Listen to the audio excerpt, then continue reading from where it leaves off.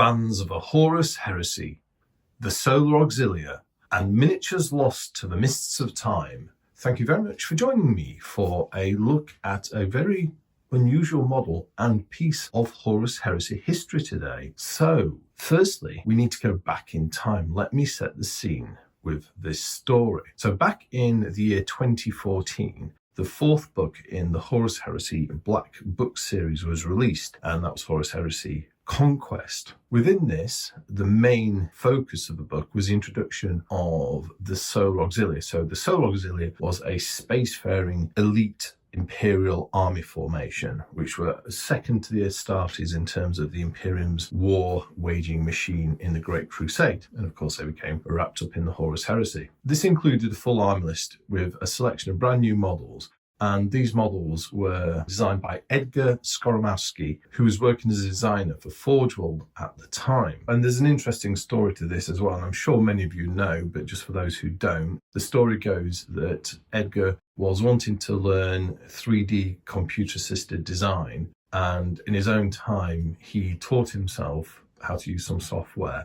And as a way, like a proof of concept, to sort of test his newfound skills in the digital workspace, he crafted the Solar Auxilia range. This was so good, he sort of showed it to the people at Forge World and Games Workshop, and they purchased the designs from him. Almost all the designs, that is. In the army list, there was a number of units and two characters, one of which was the medic Avus Joven, and a model for that was released many years ago now as part of the then character series. There was one more though, and that was the army's HQ commander unique character. And this was Lord Marshal Ireton MaSade. And MaSade never got a miniature, and he sort of faded into the mists of time. A few years later, and I can't remember when the design first got into the public sphere, after Edgar had left Games Workshop and gone on to do his own things freelance, he added an image of a model that he'd worked on as part of his Solar Auxilia project. And this clearly, to people who knew the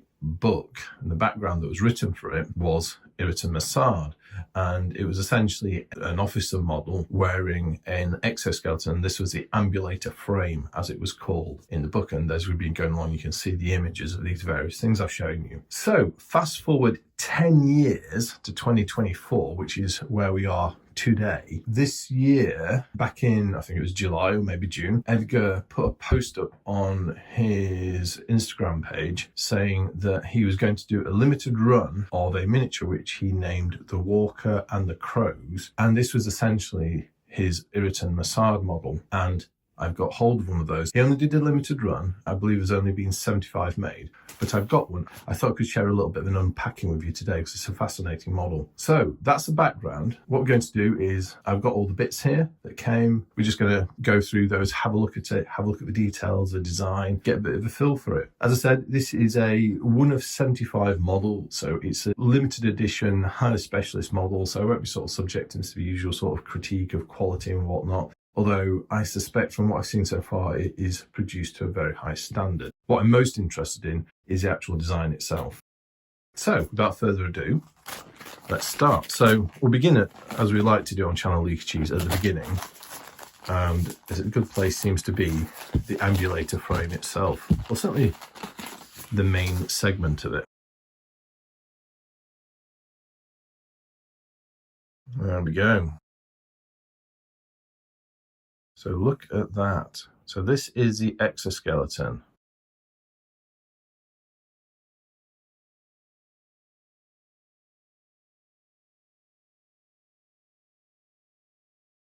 Look at that. I'll put the photo of his original on screen as well so you can compare this. But yes, there's some very 40k tropes to it and very like these spurs. Some very sort of Solar Auxilia styling as well. Very nice. Very well printed. This is a high definition resin print. It looks great. So there we go. That is the ambulator frame. Let's now take a look at the Lord Marshal himself. So we have Bag of Bits Part 2.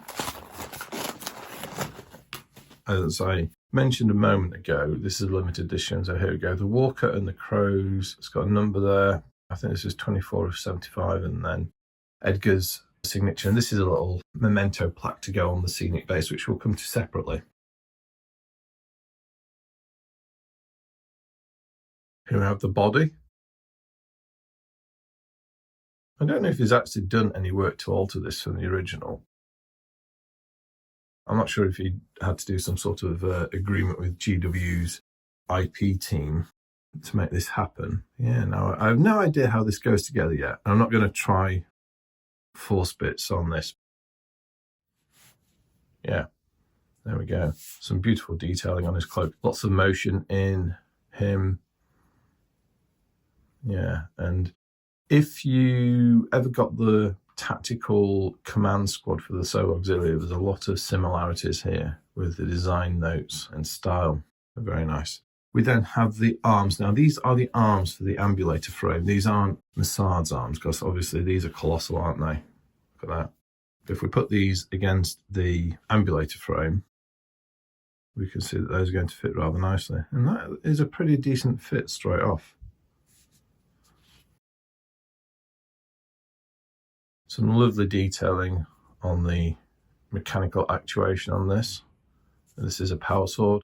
In the originally writ rules, MaSade had a mastercrafted power sword, so I suppose this might have been that. And then the huge glove of the exoskeleton. And then that would attach like so. It's a great fit, that. Clearly, this has been designed with a pose in mind, but with a little bit of modification work taken off this nub, you could reposition this arm. And talking of arms, that brings us nicely to the gun arm. Ireton, in the rules, was armed with a Archaeotech pistol. This probably isn't as it would have looked, I'd have thought. This is like a rotary cannon, and Archaeotech pistols had a different sort of thematic style.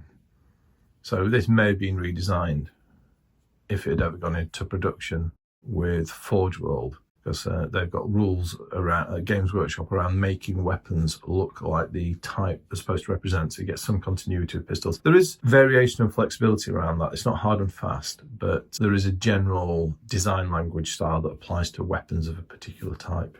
That's, yeah, fantastic detailing. Really, really nice. Yeah, let's do a little fit on this, see if we can get 2 for 2. So again, we've got a nice, well-designed locator. I don't think it goes like that. I think it goes like that. There you go. And there we have the ambulator frame.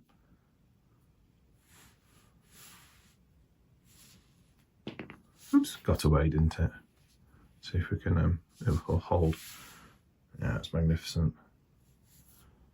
The finish on these parts is extremely high quality for 3D prints. So we have an ambulator frame, we have a corpus MaSade. Let us see if we can find the MaSade. When I come to do a final review on this model, I'll talk a bit about some of the thematic background to the character himself. Right, so here we have, goodness me. Well, there's a wonderful little horsey design here, a skull. So that's very grimdark, isn't it? This is the control apparatus for the ambulator frame.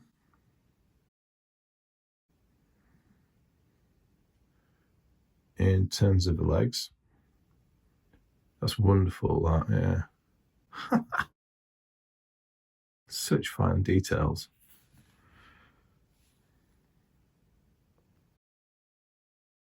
I don't really buy much in the way of 3D printer models, but I have had a few quite special examples, and I've been very impressed by the quality of them. I mean, there's certainly, with a model like this, produced to this standard, there is less work to do than with a cast resin model, because there's very little in the way of attachment points, and certainly no mold seams. There's just a few perhaps support structures, and maybe if I really looked hard, for example, in there, there's just a little bit of evidence of layering, but you can only see it on very shallow profile areas of detail that coincide with the grain direction as well. So generally, I don't think grain artifacts are an issue on a model like this. This is the ammunition feed for the Archaeotech pistol. So an interesting look to this. And that will connect to the rotary pistol. I'm guessing we can probably heat this up with some water to reposition the resin, although I'm not sure yet. I'll try it on one of the sprues before I do it on one of the parts. And then we have a little scaffold of other components. And there's a few things going on here.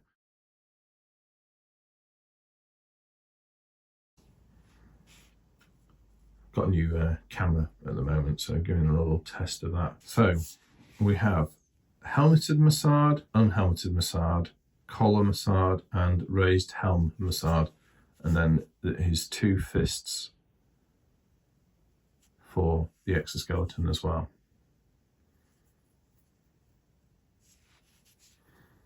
Very nice. Mr. Skomorowski was very forward thinking with the design of this, and there are magnet holes here and here that correspond to the torso MaSade. So you can magnetize the head for swapping it. And then this feels quite Solar Auxilia here. Scale's an interesting one. I'll have to do this once I do the final review, but I wonder if you rescale this to a slightly larger scale than the original range. And then finally, before we move on to the bases, we have the crows. I'm not sure what the symbolism is of a crow's.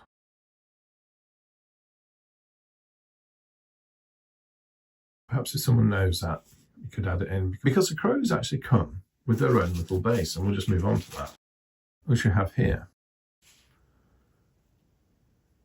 And there's a little post there. Now that's going to be very delicate. There's not even room for a pin there. But yeah, so the crows will go like that. Beautifully done. So, that's how to do flying birds on a miniature. Incredible stuff. My daughter, I was showing this miniature to yesterday. She's a big fan of the crows. Perhaps she might end up painting the crows. But talking about bases, this is the base for MaSade's ambulator frame, and that fits like so. A little bit of work there on the post just to get the right fit for the depth. Some very fine detailing on this as well. Again, it's a 3D print. It's done to a very high standard and resolution. We've got a magnetization or magnet attachment point there again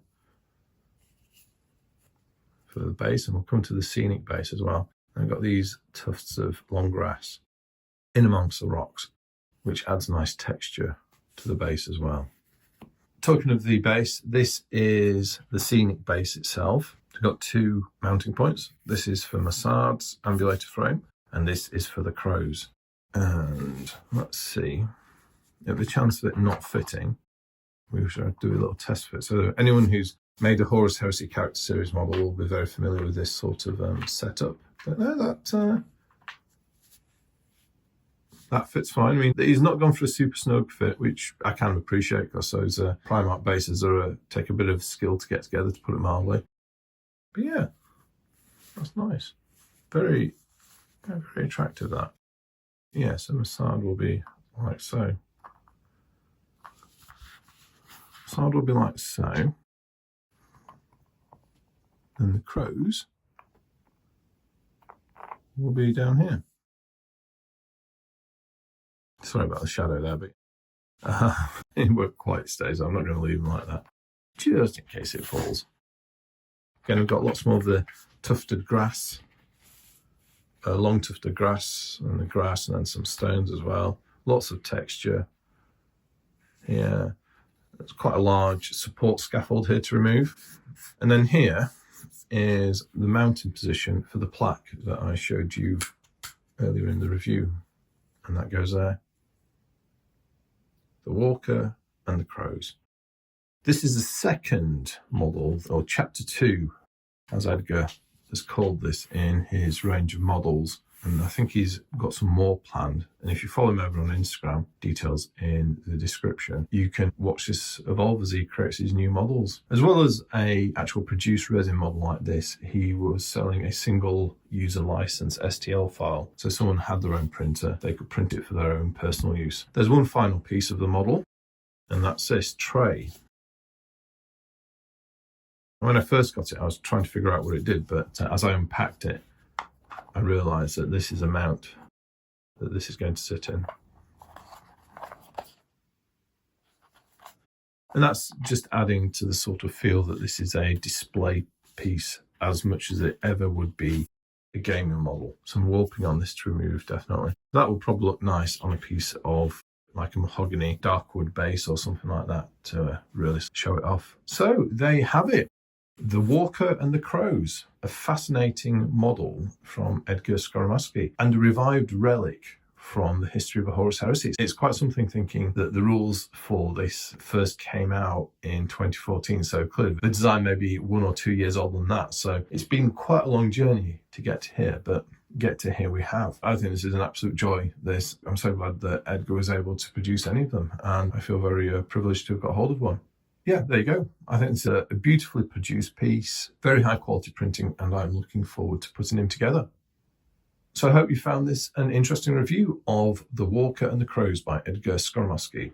As always, please do share your thoughts and observations in the comments. Were you one of the lucky 75 who got hold of a Walker and the Crows? Did you ever kit bash your own Duke Ireton MaSade? What do you just think of it in general? Do you think Games Workshop should revisit this as a plastic model now? As always, I'd be interested to hear those thoughts. But other than that, I'd just like to say thank you very much for watching. I'll speak to you next time, and goodbye.